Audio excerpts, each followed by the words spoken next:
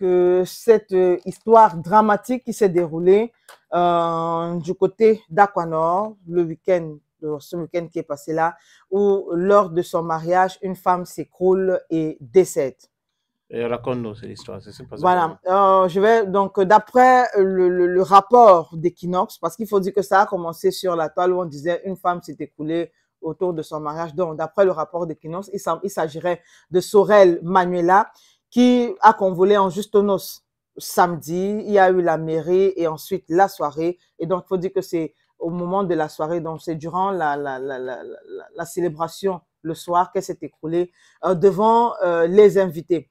Donc, samedi, le mariage de Manuela et Émile débutait sous les meilleurs auspices.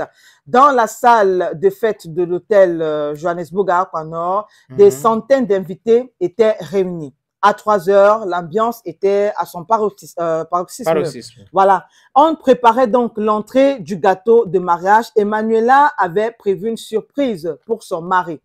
Elle voulait donc que le gâteau entre et au même moment, elle devait interpréter la chanson Mogo Farima de Roseline Layo. Okay. Alors, pendant qu'elle interprétait cette chanson et que les gens étaient en train d'applaudir, d'autres en train de faroter, on voit Manuela s'écrouler soudainement, laissant tous les invités perplexes dans la stupéfaction totale.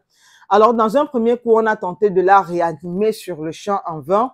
D'autres ont crié qu'on la transporte directement à l'hôpital le plus proche, ce qui a été fait. On l'a amenée à l'hôpital Atluchem, qui n'était pas très loin de la salle de fête.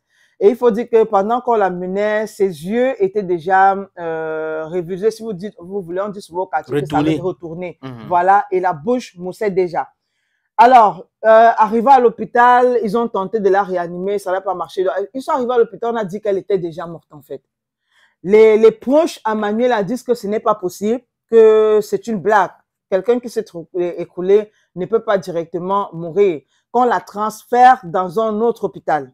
Et donc, l'hôpital a luttement accepté. Donc, on l'a fait sortir, on l'a amené à l'hôpital général. Et une fois arrivé à l'hôpital général, ils ont confirmé la première nouvelle de l'hôpital Adluchem, comme quoi elle était déjà décédée. Donc, il n'y avait plus rien à faire. Seigneur.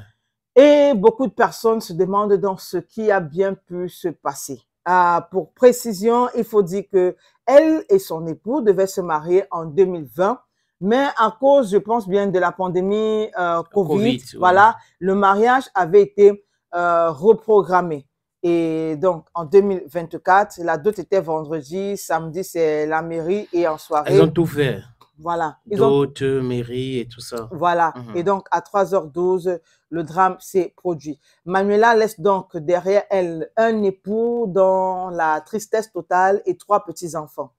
Et jusqu'ici là, et les membres de la famille de Manuela et même ceux à son époux sont toujours en train de se demander ce qui a bien pu causer une mort aussi tragique de leur fille, belle-fille, sœur, Est-ce que tu n'as pas eu l'ample information? Elle était malade avant? Est-ce que bon, j'ai lu elle était diabétique, elle était quoi? Elle avait la j'ai lu un tension. commentaire, je pense c'est d'une de ses cousines sur une publication. Je ne sais pas si c'est une publication de Zument ou de Griotte, mais j'ai lu un commentaire d'une de ses cousines qui disait elle était bien portante. Elle allait bien, elle était en santé, donc rien ne pouvait laisser transparaître un certain malaise quelque part. Voilà. Même le début de la soirée, elle était bien. Mais les gens se posent toujours la question de savoir, est-ce que là, on va parler de... Bon, on est africain. Est-ce qu'on doit parler de sorcellerie? Est-ce qu'on doit parler d'empoisonnement? Est-ce que ça peut être un trop plein d'émotions aussi? Parce qu'il faut dire qu'il y a des maladies. Il y a certaines personnes qui ont certaines maladies où on les interdit les stases. Voilà, exactement. Il y a des personnes qui dont les signes ne se présentent pas forcément. Il y a des personnes qui ne doivent pas être trop contents, qui ne doivent pas être trop énervées, qui doivent être dans le juste milieu. Donc, on se pose aussi la question, peut-être, ça peut être dû à ça. Bref, il faut dire que suite à sa mort, il y a tout un tas de questions. Voilà, c'est chacun qui va de sa formule, de son gré et tout. Mais on va souhaiter beaucoup de courage à ce monsieur, beaucoup de courage à sa famille. Parce que là, ce n'est vraiment pas facile. On imagine que ce monsieur, il aurait dit, serait peut-être en train de dire aujourd'hui, si je savais, j'aurais encore reporté ce mariage-là. Ouais. C'est quand même terrible. Hein? Ouais. Une très mauvaise nouvelle. Très, très mauvaise nouvelle.